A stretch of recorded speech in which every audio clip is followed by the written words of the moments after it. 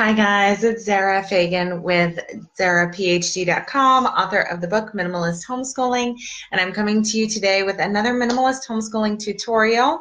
Yesterday we started talking about our time and the value of time and how our time is often a symptom of having a cluttered homeschool, right? An overfilled schedule could be an indication that we are trying to do too much.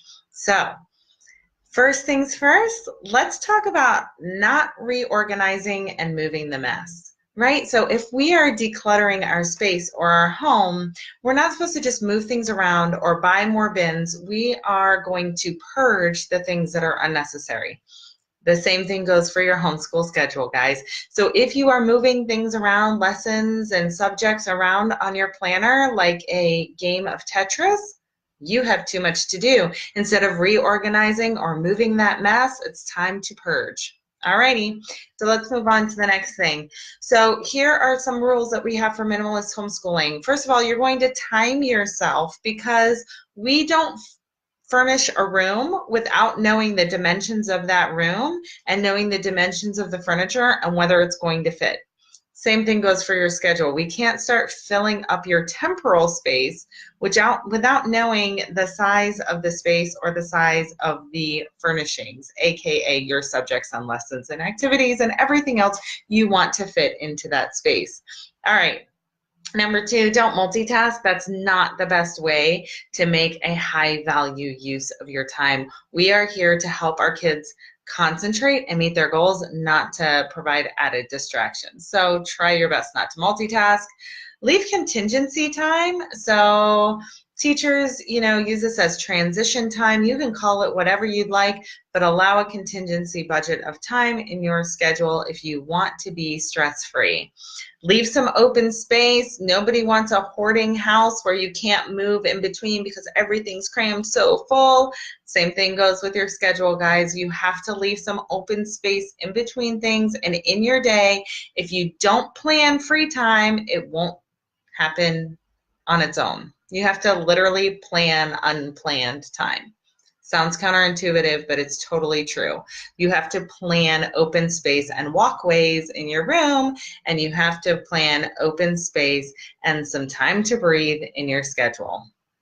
All right, next thing, you're going to have to identify all your activities, guys. If you're going to have a great schedule, you can't just look at how many things you have to do in your homeschool. You need to look at how much time your family sleeps, prepares meals, eats meals, how much time it takes for your personal care, for housework, for free time, for family time, for dates, appointments, sports, exercising, working, volunteering. Do you get the idea? There's a lot going on in your life, not just homeschooling. So make sure you're identifying the time commitment that you have for all of your activities, not just homeschooling. That will tell you how much time you have for homeschooling, right? Because a lot of people ask, how do I get it all done in the day? And the better question is, how will you do your best homeschooling in the limited and actual time you have available? So let's get really clear on exactly how much time you have available to homeschool, and then you can make the best of it, right? Okay, so let's keep moving on. You have 168 hours every week, each week. Everybody gets 168 hours, guys. That's all you get. You have to make the most of it. That's 120 weekday hours and 48 weekend hours. Know where that time is going and know exactly how much you actually have for homeschooling.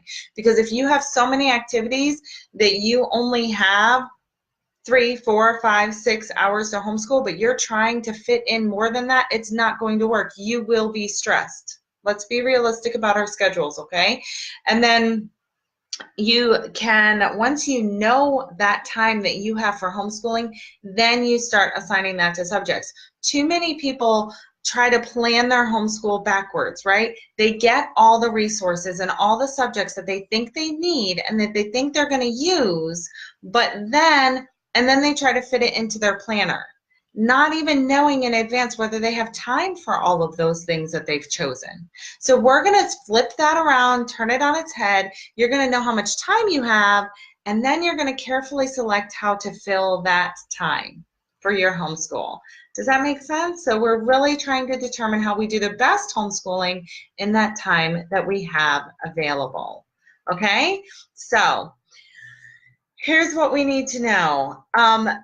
You may be doing something while your kids are working independently, right? So even though you have identified that you have so much time you need for housework, your kids may be working independently or have their own free time during that time. But you have to be clear about your time because you are a limited resource and you are the teacher for your student. So make sure you can delineate what your kids can do independently while you do something else versus what they need your attention for. And again, during that time, don't multitask. Give them your full attention. So those are my tips right now for how to sort of get control of our schedules, start thinking minimally, as in uncluttered and high value, what we most need, what we most love, so that we are not stressed and overwhelmed and frantic in our homeschools and we're not exhausted. So I'll be back tomorrow with another tutorial, but until then, I'm wishing you all the simple things. Bye, guys.